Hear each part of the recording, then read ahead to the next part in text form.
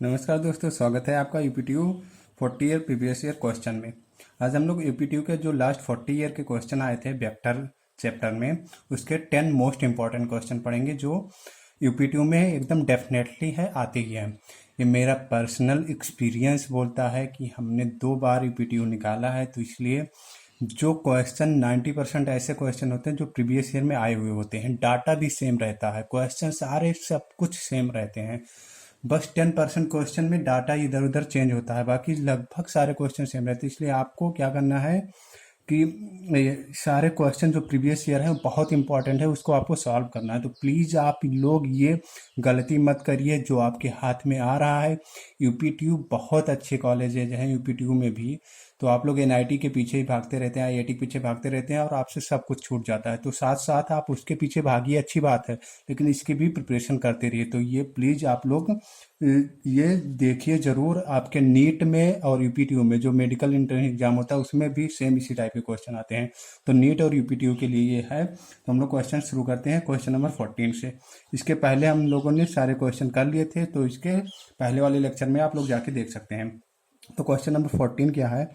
The magnitude of vector A, B and C are respectively 12, 5 and 13 units. ठीक है, A B और सी का magnitude given है। अब and A plus B equal to C एक relation given है, then the angle between A and B. ठीक है, तो A plus B equal to vector C given है। ठीक है, ये गिवन है। और मैग्नीट्यूड ऑफ वेक्टर ये मीन्स मॉड ऑफ वेक्टर ये इक्वल टू कितना गिवन है? 12 mod of vector B equal to magnitude क्या होता है? मॉड होता है ना, 5 गिवन है। और mod of vector C equal to क्या गिवन है? 13। ठीक है, यूनिट। अब देखिए इसके दो क्या हैं? फंडे हैं, दो मेथड है। तो मेथड 1 तो आप लोग डायरेक्टली कर सकते हैं कि एक ट्रायंगल आप लोग बनाइए। ठीक है, मेथड 1 हम बता रहे हैं, एक ट्रायंगल बनाइए। ठीक है, ए बी सी। ठीक है, अब मानिए ये ट्रायंगल है। अब देखिए क्या है, मैग्नीट्यूड ए 12, बी 5 और सी 13। तो इसको हम अगर 13 लेट करें और ये क्या कहते हैं, इसको 12 और इसको 5। ठीक है, किसको 5? इसको 5। ठीक है, ये साइड वाली क्या है? ये हमारा साइड हो गया वेक्टर सी साइड, ये वेक्टर सी हो गया। और ये क्या हो गया? ये हो गया वेक्टर बी। और ये हो गया वेक्टर ये। ठीक है, ये स्मॉल ए small B small C late कर लीजिए। तो देखिए अब ये क्या है, 12 का स्क्वायर प्लस 5 का स्क्वायर इक्वल टू 13 का square, means 144 plus 25 equal to 169। ठीक है, 144 प्लस 25 इक्वल टू 169। तो ये 169, ये दोनों इक्वल आ गए। मीन्स ये हमारा क्या हो गया? Right angle triangle. ठीक है, राइट एंगल ट्रायंगल। तो हमसे क्या पूछा है? The angle between A and B is. तो ए और बी इसके बीच क्या एंगल होगा? 90 डिग्री।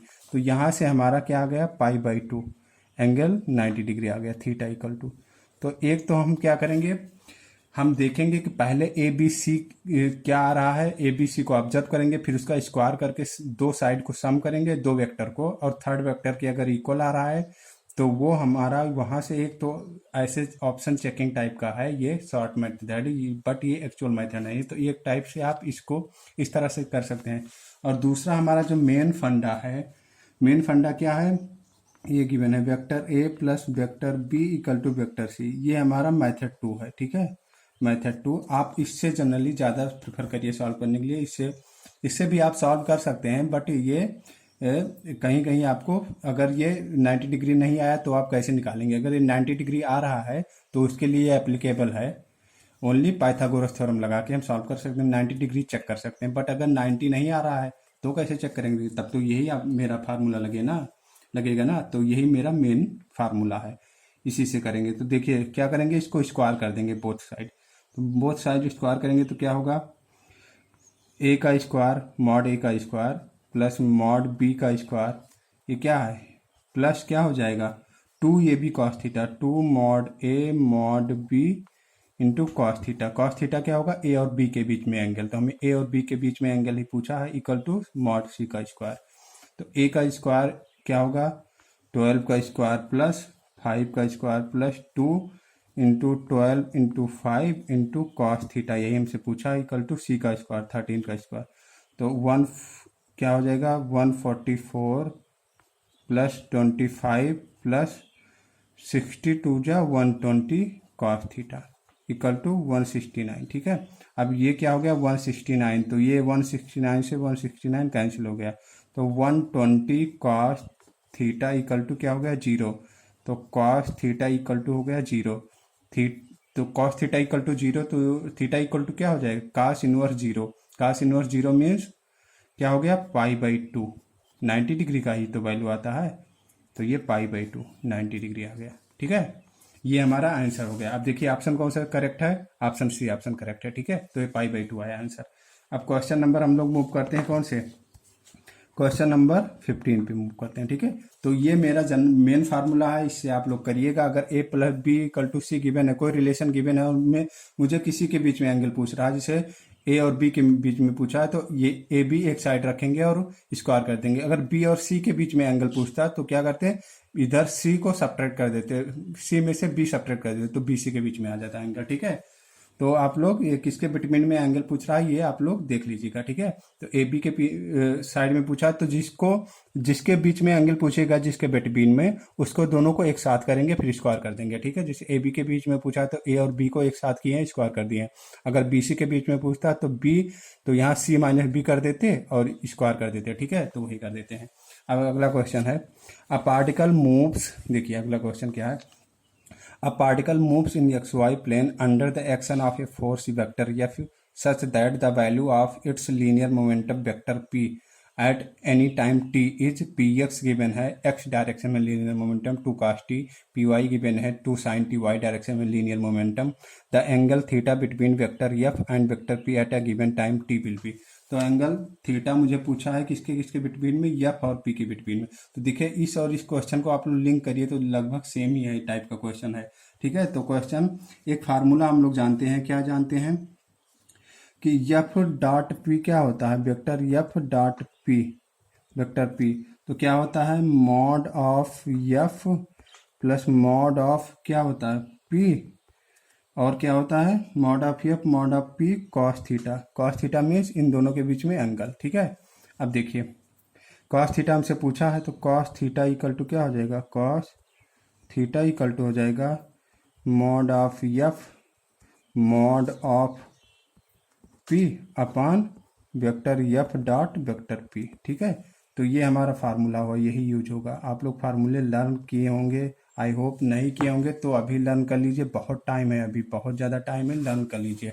ठीक है, हम ये क्वेश्चन आप लोग खुद से सॉल्व कर सकते हैं, लेकिन हम इसमें आपको ये वीडियो देखने से क्या फ़ायदा बेनिफिट होगा कि आप लोग टाइप, आप लोग को पता चल जाएगा किस टाइप के क्वेश्चन आने वाले हैं और इसमें क्या चेंजेज हो सकते हैं, इसमें क्या क्या चेंजेस होके और क्वेश्चन आ सकते हैं। तो ये सारी चीज़ें आपको यहाँ पे पता चलती है। ठीक है, इसलिए आपको ये वीडियो देखना बहुत ज़रूरी है। ठीक है, तो देखिए अब हमें यफ फाइंड आउट करना है, तो यफ हमारा क्या हो जाएगा, देखिए वेक्टर पी हमारा क्या होगा, हमें यक्स और वाई डायरेक्शन में, तो पी होता है vector P P X plus P Y, दोनों को कंबाइन करेंगे तो हमारा वेक्टर पी आएगा। तो पी एक्स क्या है एक्स क्या है 2 cos t हो गया। ठीक है, 2 cos t plus P Y क्या है 2 sin t, इससे एक रिजल्टेंट p हमारा मोमेंटम मिलेगा। ठीक है, तो p 2 cos t plus 2 sin t हो गया। ठीक है, तो ये क्या होता है x डायरेक्शन को i कैप और y डायरेक्शन को j कैप। ठीक है, तो ये वेक्टर में कन्वर्ट हो गया 2 cos t i cap plus 2 sin t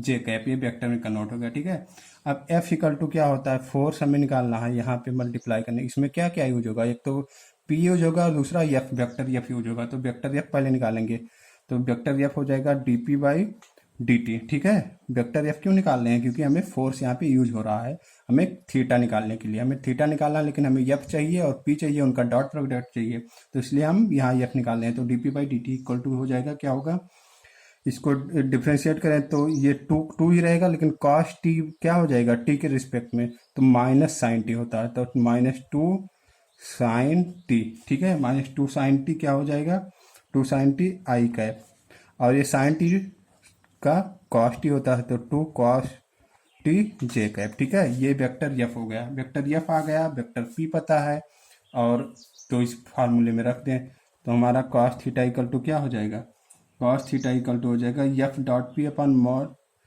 sorry ये कॉस थीटा निकाले हैं, तो F dot P upon mod of vector F vector P आएगा, तो ये नीचे मॉड रहेगा और ऊपर विदाउट मॉड का रहेगा, ठीक है। नीचे मॉड ऊपर विदाउट मॉड का रहेगा, ठीक है। मीन्स क्या होगा, vector F dot vector P upon mod of F और मॉड ऑफ पी। अब डॉट प्रोडक्ट निकालने किसका, हमें निकालना है एफ और पी का डॉट प्रोडक्ट, ठीक है। एफ और पी का डॉट प्रोडक्ट, तो ये क्या होगा, इसका डॉट होगा 2 2 जा 4 और sine T into cos T, sine T into क्या होगा कॉस टी, और आई डॉट आई स्क्वायर होता है, आई स्क्वायर आई डॉट आई 1 होता है, ठीक है। तो ये क्या हो जाएगा -4 sine T into cos T, क्योंकि आई डॉट आई 1 होता है, और ये प्लस क्या हो जाएगा, आई का आई से मल्टीप्लाई होता है, 2 2 जा 4 और sine T into cos T, तो 4 sine T into cos T. I hope आप लोग डॉट प्रोडक्ट आप लोग को करना आता होगा। टू डॉट प्रोडक्ट कैसे होता है, आई का आई से मल्टीप्लाई होता है, तो आई डॉट आई 1 हो जाएगा, 2 2 जा 4 sine T into cos T minus में, और जे वाला जे से मल्टीप्लाई होता है, 2 2 जा 4 sine T into cos T हो गया, ठीक है।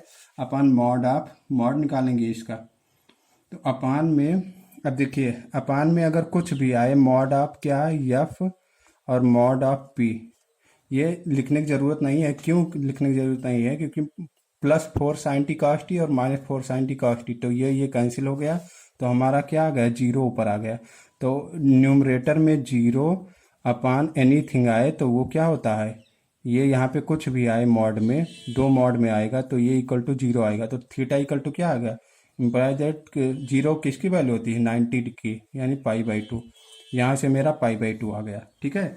अब ये मत सोचिएगा कि थीटा हमेशा π/2 ही आता है, ये बाई चांस इसमें आ गया है π/2, सभी में π/2 नहीं आता है, ठीक है।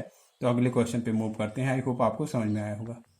क्वेश्चन 16 ये क्या कह रहा है, if vector P Q and R है magnitude 5 12 13 units and P plus Q equal to vector R, the angle between vector Q and vector R is. अब देखिए आप लोग ये कंफ्यूज होंगे कि MLNR क्या है, तो ईयर 2000 के पहले, ये 2000 यूपी सीट मतलब यूपीटीयू का क्वेश्चन है, ये 2001 यूपीटीयू का क्वेश्चन है, तो 2000 के पहले यूपीटीयू अपना पेपर कंडक्ट नहीं कराता था, वो MLNR नाम से होता था, ठीक है, MLNR टाइप का होता था। तो ये MLNR जैसे कि क्या अब AI ट्रिपल ही पहले होता था 2002 के पहले, अब जेई मेंस हो गया, तो ऐसे पहले यूपीटीयू नहीं होकर MLNR होता था, ठीक है। तो ये सारे यूपीटीयू के ही क्वेश्चन है, ये यूपी सीट लिखा ही हुआ है। अब यूपीएससी जो हो गया है वो पहले यूपी सीट होता करता था, तो यूपी सीट का ये यूपीटीयू का ही क्वेश्चन है, ये भी यूपीटीयू का क्वेश्चन। अब देखिए 5 12 13 PQR, ये क्वेश्चन देखिए, अब यही आपका डिफरेंस है, ये 1999 में आया है और ये 2001 में आया है। देखिए दो साल बाद, 2 ईयर बाद सेम क्वेश्चन रिपीट हो गया, बस क्या हुआ है, यहाँ पे ABC गिवन था, यहाँ PQR गिवन है, ठीक है। और ये 12 5 13 था, A की वैल्यू 12 फिर 5 13, यहाँ 5 12 13 कर दिया है, मतलब ये थोड़ा सा मैग्नीट्यूड चेंज कर दिया, ठीक है। तो इसमें जो मेथड 1 लगा हुआ था वो यहाँ पे नहीं लग पाएगा, मेथड 2 से ही, जो मेन फार्मूला उससे ही लगेगा, ठीक है। तो आप लोग को ये चीज़ें समझ में आ रही होगी कितना इंपॉर्टेंट है प्रीवियस ईयर, ठीक है। आप लोग को ये सारी चीज़ें आई होप समझ में आ रही होगी कि कितना इंपॉर्टेंट है प्रीवियस ईयर। तो देखिए अब यहाँ पे PQR वेक्टर गिवन है, ठीक है। इसका मैग्नीट्यूड है mod of vector P given है कितना 5 unit, mod of vector Q given है 12 यूनिट, और mod of vector R given है। देखिए ये रिपीटेड हर 3 साल के बाद रिपीट हो गया क्वेश्चन, तो आप लोग उम्मीद लगा सकते हैं कि आप लोग के पेपर में रिपीटेड ही आने वाला है, आप लोग के पेपर में रिपीटेड ही आने वाला है, ठीक है। तो हमें क्या फाइंड करना, Q और R के बीच में एंगल, किसमें, Q एंड R के बीच में, ठीक है, Q एंड R के बीच में। तो Q एंड R चाहिए, तो हमने बताया था पिछले वाले क्वेश्चन में कि जिसके बीच में एंगल चाहिए उन दोनों को एक साथ कर देते हैं। अगर PQ के बीच में चाहिए होता तो इसी को स्क्वायर कर देते, बट हमें चाहिए Q और R के बीच में, तो हम इसलिए यहाँ पे सबट्रैक्ट कर रहे हैं, क्योंकि जब स्क्वायर करेंगे तो RQ cos थीटा हो जाएगा, ठीक है ना। तो Q और R के बीच में एंगल हमारा आ जाएगा, तो इसीलिए क्या कर रहे हैं हम, इसीलिए हम इसको स्क्वायर कर रहे हैं, ठीक है, कि आप लोग को समझ में आए चीज़ें। तो Q और R या R और Q सेम ही होता है एंगल, तो स्क्वायर कर दे रहे हैं, तो क्या होगा, P स्क्वायर इक्वल टू क्या होगा, अब वेक्टर R का स्क्वायर प्लस वेक्टर Q का स्क्वायर माइनस क्या होता है, 2 vector R mod of Q, और क्या होगा, कॉस थीटा। ठीक है, तो आप लोग को एक क्लियरिटी हो रही होगी अब धीरे धीरे क्यों ऐसा कर रहे हैं। तो आर क्या है हमारा, आर है 13। ठीक है, आर क्या है 13 का स्क्वायर, तो 169 होता है 13 का स्क्वायर। क्यू कितना है 12, 12 का स्क्वायर 144 होता है, -2 और क्या हो गया 13 इंटू कितना 12, और ये कॉस थीटा, और पी क्या है मेरा, पी है 5, 5 का स्क्वायर 25। ठीक है, तो देखिए अब ये क्या हो गया, ये है 25 ही, और ये 169 और 13 कितना होता है 313, 943 और 6 4 9 1313। ठीक है, अब देखिए ये माइनस क्या हो जाएगा, ये माइनस हो जाएगा 26 इंटू 12, 13 टू जा 26 इंटू 12 कॉस थीटा। ठीक है, कॉस थीटा। अब देखिए अब यहाँ पे अब क्या होगा आगे, अब देखिए इस 25 को हम लेफ्ट साइड ले जा रहे हैं और इसको इधर ले जा रहे हैं, तो 26 इंटू 12 होता है 312, आप लोग करके देखिएगा। और ये क्या है 313, और ये माइनस हो जाएगा 25। ठीक है, तो 312 इंटू क्या है मल्टीप्लाइड में कॉस थीटा भी है, तो ये कॉस थीटा 313। ठीक है, यहाँ लिख देते हैं 312 कॉस थीटा। ठीक है, 312 312 कॉस थीटा इक्वल टू इतना, तो ये किसके इक्वल टू आ जाएगा 288। ठीक है, ये 288 होता है, 313 माइनस 25 288, और ये क्या है 312 कॉस थीटा इक्वल टू, तो कॉस थीटा इक्वल टू हमारा क्या आ जाएगा, कॉस थीटा इक्वल टू आ जाएगा हमारा 288 अपान 312। ठीक है, तो यही हमारा होता है 12/13। ठीक है, यही आप लोग सॉल्व करिएगा तो आएगा 12/13। तो कॉस थीटा इक्वल टू क्या हो गया 12/13, तो imply that theta equal to cos inverse 12/13, यही हमारा आंसर आ गया। ठीक है, तो आप लोग देखिए theta equal to cos inverse 12/13, 12/13, ये सी ऑप्शन मेरा करेक्ट है। ठीक है, तो कौन सा ऑप्शन करेक्ट है, सी ऑप्शन करेक्ट है। तो ये क्वेश्चन हो गया, क्वेश्चन नंबर हो गया 16। अब क्वेश्चन नंबर देखते हैं 17।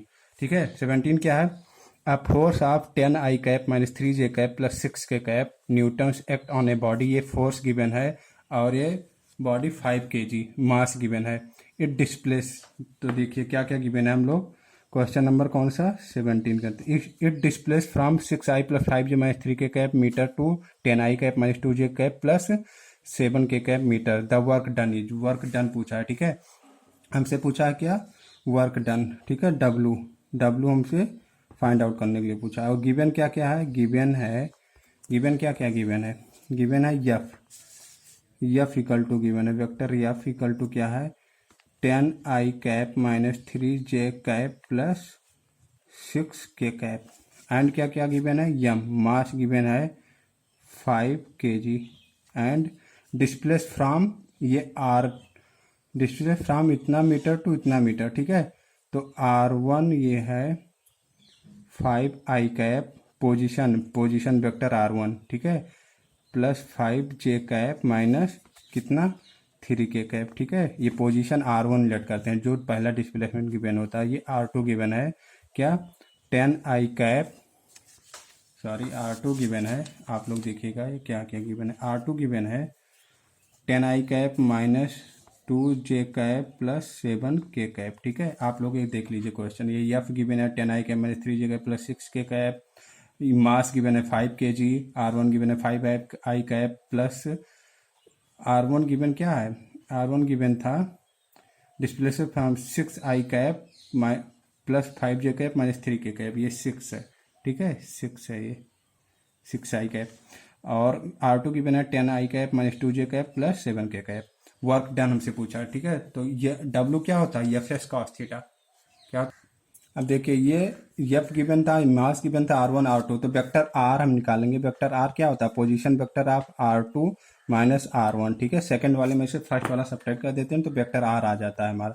तो सेकंड वाला क्या है 10i cap - 2j cap plus 7 K cap. ठीक है, आप लोग स्पीड बढ़ाइएगा, स्टेप्स और रिड्यूस करिएगा। ये जो हम लिख रहे हैं आप लोग क्या करेंगे, आप लोग इस स्टेप को नहीं लिखेंगे। ठीक है, तो आप लोग का इजीली हो जाएगा। तो 10 माइनस 6 4 आई कैप माइनस 2 जे कैप और माइनस 5 जे कैप, तो माइनस 7 जे कैप और 7 K cap plus 3 K cap, तो प्लस 10 के कैप। ठीक है, 4i माइनस 7 जे प्लस 10 के कैप। तो अब यहाँ पे w क्या होता है, w equal to F dot S होता है, वेक्टर एफ डॉट एस।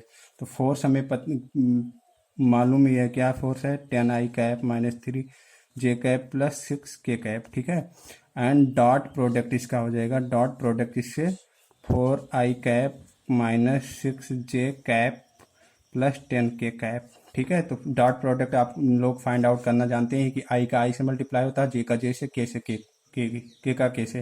तो क्या हो जाएगा ये मल्टीप्लाई, 10 4 जा 40 40 आई डॉट आई 1 होता है, तो 40 प्लस 3 क्या हो जाएगा, माइनस माइनस प्लस 3 7 जा 21 जे डॉट जे 1 प्लस 6 10 जा 60।